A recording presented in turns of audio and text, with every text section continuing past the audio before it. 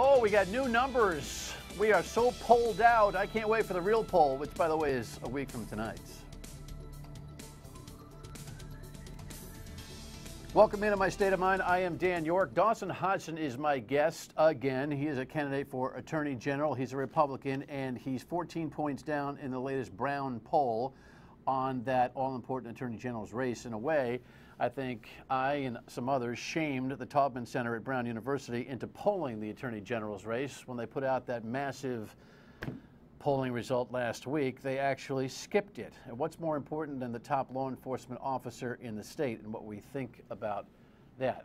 Nothing. Not more important than the governor's race, mayor's races, or anything else. So it's good that they've now polled the race, and Dawson Hodgson, I'm sure, will have his own perspective on where he sits in that race against Attorney General Peter Kilmartin.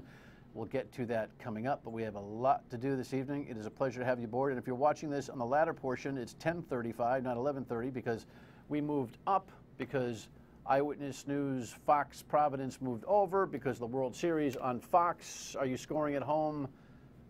You're seeing at 7:30. Well, everything's normal. Let's take a look at what we have tonight. Yeah, oops. Last week there was this big wide gap in the governor's race. No longer. Speaking of the governor's race, Chris Christie on Federal Hill, now here twice in 2 weeks, and he says he's going to keep coming. And guess who else is coming to dinner? Michelle and Barack are going to be here in the next couple of days, and everyone's all aflutter over that. You know, it's just so exciting. Not really. Anyway, and Buddy Cianci has his own numbers, doggone it. We'll talk about mail ballots and why we do what we do here, and of course, I'm interested in your state of mind. And we'll check in with you on that. All right, let's dig in and take a look at some of these items that are of concern to me because they are on my mind. We'll find out what's on yours as well. Oops. Yeah, well, let's take a look. First, this was last week when Brown University put out their Taubman Center numbers, and Gina Raimondo had an 11-point lead over Alan Fung with moderate party candidate Robert Healy at 9.1% with 18% undecided. Well, because they wanted to poll the Attorney General's race again, they just re-polled the governor's race, and voila, check this out. Gina Raimondo is holding on by a hair to Alan Fung in what is called a statistical dead heat, with Robert Healy climbing a little bit and an undecided portion of 11%. Now, the professor who runs the Taubman Center, Professor Jim Marone, who will be here on Thursday evening, says that what it tells you is that the undecideds are breaking for Alan Fung. Well, I could have figured that out, but 11-point differential in just 1 week. I think Brown has decided to be 11 feet out on a 10-foot board here with their polling relationship in this all-important election. You know, how polls come out do affect the way people think about these people that you're looking here. We'll dig into that with Professor Marone coming up on Thursday night. But safe to say, these debates that are coming up on Channel 6 and Channel 10 are very important for those candidates. In the meantime, the Brown poll also takes a look at the Attorney General's race. And we had this on the WPRI Channel 12 poll this way. 46-32, Peter Kilmartin, the incumbent, leading Dawson Hodgson by 14 points. Now Brown comes out with this, 50-37, and that's somewhat consistent. What's really puzzling to me is how 10% could be undecided in an Attorney General's race and the same amount undecided in a governor's race when no one's paying attention to the Attorney General's race because there's no major media coverage for the Attorney General's race. What's up with that? Professor Marone had a thought. Hodgson's running a pretty good, pretty tough campaign, so my guess on this, and it's just a hunch, we don't have any numbers to back this up, and your hunch is as good as mine, but this one, if it gets a lot of limelight in the last week, things could change. I don't know how intense the votes are here, so we don't know if it's fluid, if people just don't know, and so they're kind of reflexively going with their party or not. So this could be a much looser set of numbers than you might think just looking at them face up.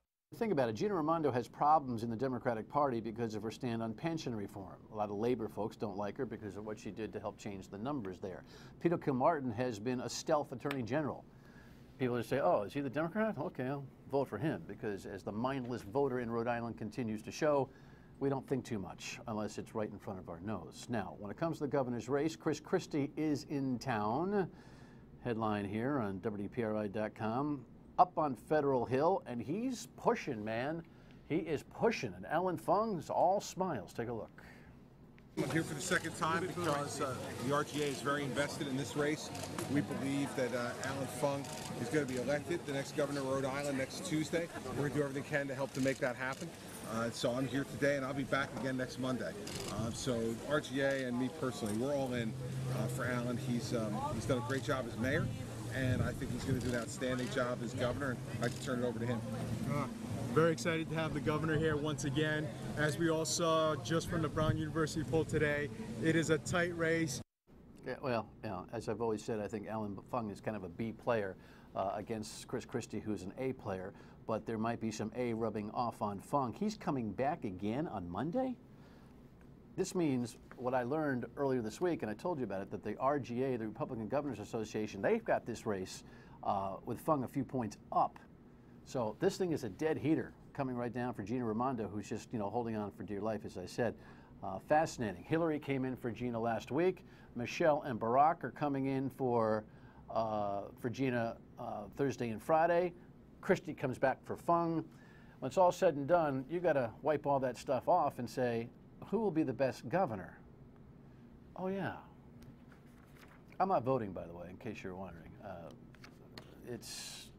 Well, we'll talk about that later in the week. I'm voting, but I'm not voting for this race because, well, it's been underwhelming in a lot of ways, don't you think? Now, I can't vote in the mayor's race because I don't live in Providence. And a lot of you would like to have an impact on the mayor's race because you call the radio show all the time talking about what you think about it, but you can't vote either. Now, we've got some interesting polling numbers. We told you last week that, Buddy Cianci had a little bit of a situation here. He led by 6 points back in September in the WPRI Projo poll. Then Brown came out with its poll and turned the conversation upside down. They had Raimondo up 11, remember, until they did another one. But they didn't do another one for the mayor's race. They just let that one stick. And that leaves Elorza up 10 points over Vincent Buddy Cianci. Now, interestingly enough, Cianci needs to shift the conversation on polling. So he leaks out to Go Local Prov some tracking poll numbers that have Cianci 14 points up. And in this tracking poll number, I've got it here, hold on a second. Tracking polls are different from big polls. Tracking polls are like 100 people a night that they check in with. Cianci on October 23rd led 47-33. On October 24th, 48-33. And you're looking at the graphic right there. You can put it back up, Laura, thanks. 42-22 with 34% undecided. The reason you get those big undecided numbers is because it's a sample that's too small to really get a handle. But he's battling back, and some people have theorized that depends on when you poll. If you poll at the daytime, it'll give you one kind of number. If you poll in the evening, it gives you another kind of number. But Buddy Cianci is still battling out there and trying to win the spin on the polls. Now, of course, one of the things that's been really problematic in the mayoral race is the mail ballot challenge, and it really is a cultural problem. Here's the Providence Journal again. State police probe 2 possible cases of mail ballot fraud. You remember last week you had the Crossroads, Rhode Island thing where a couple of police officers off duty working on behalf of Buddy Cianci, I guess, according to one resident there, they manhandled him a little bit, you know, saying, come on, can I get your mail ballot? It's like, I'm not ready. Well, hurry up. Well, I'm not ready. Well, we need it now. Well, I got to November 4th. Well, just give it to us and we'll fill it out. Oh, freak calls the Providence Journal. The Providence Journal comes over. When the Providence Journal arrives at Crossroads, the director there calls the police, the state police, because they think the Providence police are the guys that are working for Cianci trying to manhandle the guy with the votes. Yeah.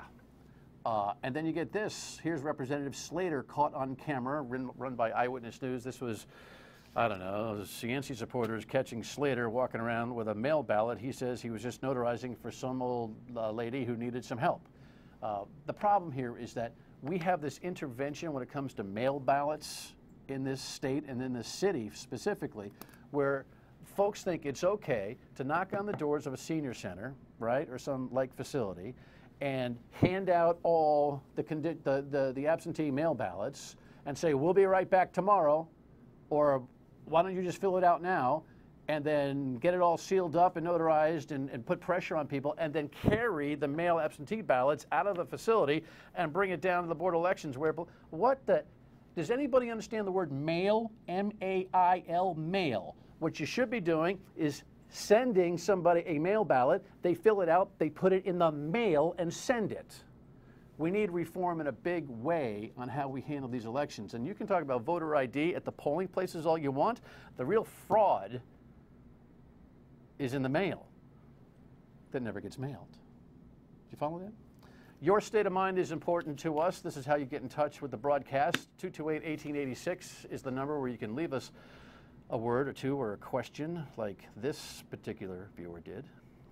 When Gordon Fox left the Speaker of the House position, and then Mattiello and his opponent were vying for the position, and that those people that voted against Mattiello, they were in positions on different committees. When he did get elected to the Speaker of the House, he removed those people from those committees and replaced them with somebody else. And these same people that he removed, most of them are running for re-election, and we're just kind of wondering if they get elected again to the House, what is their position going to be? Legislative dead bodies. That's what they'll be. Meaningless in the hierarchy, which is something that people may want to consider when they're voting on November 4th. Good question, Mr. Pierce. When we come back, Dawson Hodgson running for Attorney General. Stay with us.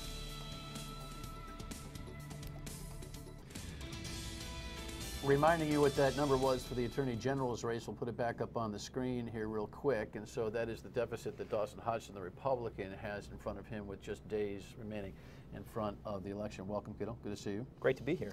So those numbers mean? So we've seen quite a change in just 1 week out of the Brown University poll. But if there was 1 week where Rhode Islanders well, there's a change. They didn't poll you guys last time. Well, looking at some of the other races they polled, we certainly saw a change. But right. What I'm most focused on, Dan, is that if there was ever a week in the history of Rhode Island, at least since I've been around, that we should be taking a very close look at our applicants for higher office. This is it. I am honored to be in a position to be within 13 points of the office of Attorney General. What? It was certainly always going to be an uphill challenge taking on an incumbent. We feel that we're going to win this election. We have a message that when Rhode Islanders look at it is far more appealing than just another 4 years of somebody running a patronage-riddled organization that's not being effective at delivering justice in our criminal courts or, frankly, on the issues of public trust that are dragging this state down. We talk about every time we're together. You know, when you look at this polling data, and I don't have a screen for you because we just had so many screens today, 71% of the Democratic respondents choose Peter Kilmartin, the incumbent. 71%. You lead in independents, and you dominate with 81% on the Republican side. So you have not penetrated the habitual Democratic voter yet when it comes to polls, if you believe the polls are accurate. So talk to me about that. Well, I think that would reflect a lack of media focus on the race for Attorney General. I think everybody looked at a race against an incumbent as something that maybe wasn't going to be competitive. Not seeing the message that we were able to build, perhaps not being as familiar with the vulnerabilities of the current administration as I am as a former prosecutor and as the ranking member of the Senate Judiciary Committee who looks at all the penal laws in the state. So I understand the organization that I'm seeking to lead. And that's a characteristic that you would probably look at when you look at Nellie Gorbea's race for Secretary of State. She was a Deputy Secretary of State who wanted to bring her experience in that organization to lead it. And that's exactly what I'm seeking to do.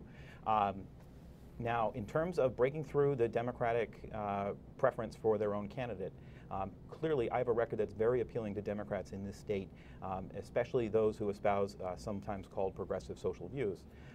You know, I'm known as a fiscal conservative and a social moderate. I have earned a name for myself as an independent thinker on issues of civil rights, as well as the government reform issues that you and I seem to talk about on sometimes it feels like a daily basis. There are structural problems that need to be fixed in this state, and I am on the right side of those.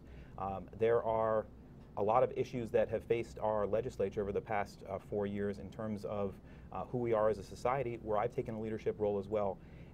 You know, last night I was down in Providence working with members of the LGBT community to get my message out amongst them. My leadership on marriage equality has earned me a great deal of cross-partisan respect. But that was then. That was 2013, and politics is often a story of what have you done lately. Yeah. And what I've done lately is bring a relentless focus to the need for justice in the 38 Studios circumstance, and I think that itself is revealing quite a contrast between myself and my opponent. Why are you laughing?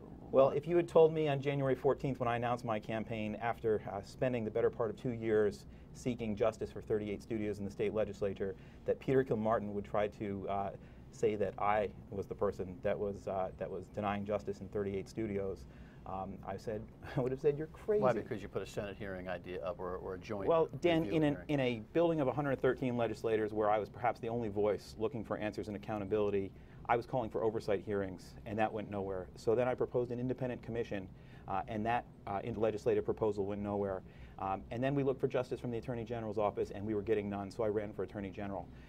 And for the idea of Peter Kilmartin to think that he can trick the people of Rhode Island to think that he is in any way more suitable or capable of delivering justice on 38 studios is frankly, it's beneath him. It's beneath this race. It's a serious issue we've got to resolve. Laura, roll that little video that I took myself.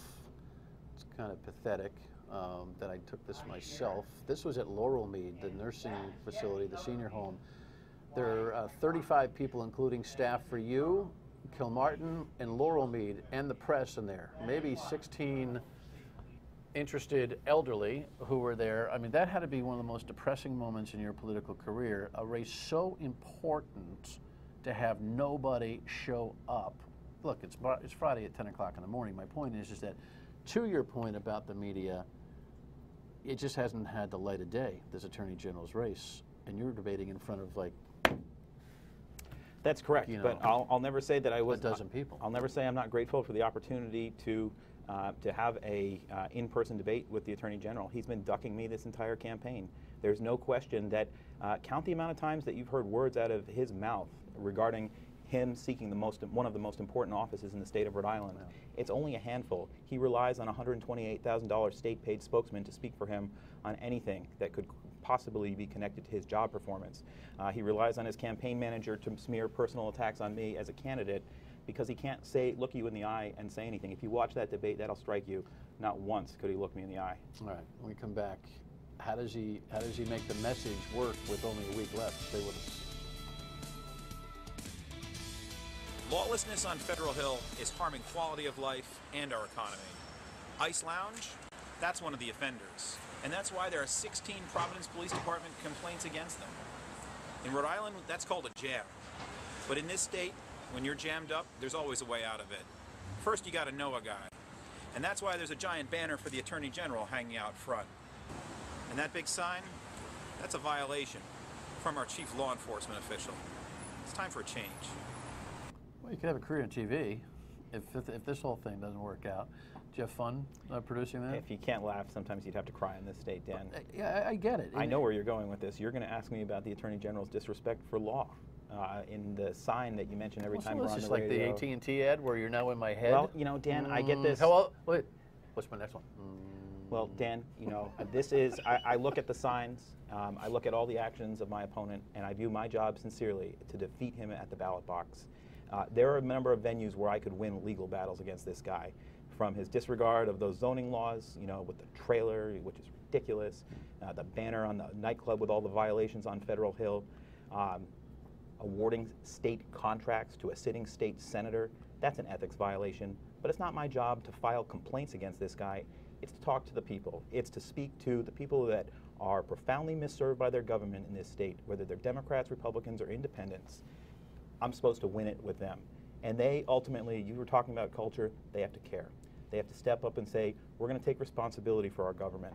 And the single most important area to take responsibility in this state right now can be done by the Attorney General, restoring public trust, fixing our reputation. That will fix our economy. So this is the specifically, only lay office that can lay do it out. What, I got my own thoughts on this. What specifically has Peter Kilmartin done or not done that causes him to have to go? What he has done is almost nothing. What he is unqualified and too conflicted to to hold many of the responsibilities that are core functions of that office. Tie that into 38. Whether you're delivering justice on 38 studios, you're not in a position to make the decisions about that investigation. When you voted for the bill that created it, Meaning he you should have say you were recused himself. deceived. Absolutely. Okay. He says he was deceived. He won't tell us who deceived him. That just makes you too close. His spokesperson is under subpoena to give evidence in that case. You know, these are the two of the most senior members of the Department of Attorney General. One is under subpoena in the 38 Studios lawsuit. The other voted for the bill to create it. How in the world that doesn't justify a recusal and an independent attorney to evaluate that case is just beyond me. What do you do in the next 7 days? What do you do? 30 seconds. What do you do? You're going to see us every morning out waving at cars. You're going to see us meeting folks as they go to work, talking to police officers at their change of shift. This is the intense time of retail politics where Rhode Islanders, when they want to know, there's somebody who can make a difference in an office that can make a difference and not just hear the same campaign promises over and over again, but let's take a stand for ourselves. That's what I'm going to be doing. Appreciate your support. Good luck. Thanks, Dan. All right. Final thought, and we got some pretty important shows coming up for the balance of the week. We'll tell you about it when we come back. You know, one more thing. I would think that Dawson Hodgson, if he was going to penetrate the 71% Democratic loyalty to the party when it comes to Peter Kim Martin, the incumbent, I would do a Head and Shoulder, no frills production ad that looks you square in the eye and says, hey, if you're a Democrat, you need to think about this. That's what I would do, but I'm not running that campaign. We have tomorrow Ernie Almonte coming up on the broadcast. He is running for state treasurer. I think the most qualified guy for any state office, prorated, period. And he also is behind to a Democrat, Seth Magaziner. On Thursday, Professor Marone from Brown will lay out all of his Taubman Center numbers, and Buddy Cianci makes one more pass at it here Friday. So we like going on. We'll see you at noon tomorrow on WPRO on the radio. Give us a buzz. Have a great evening.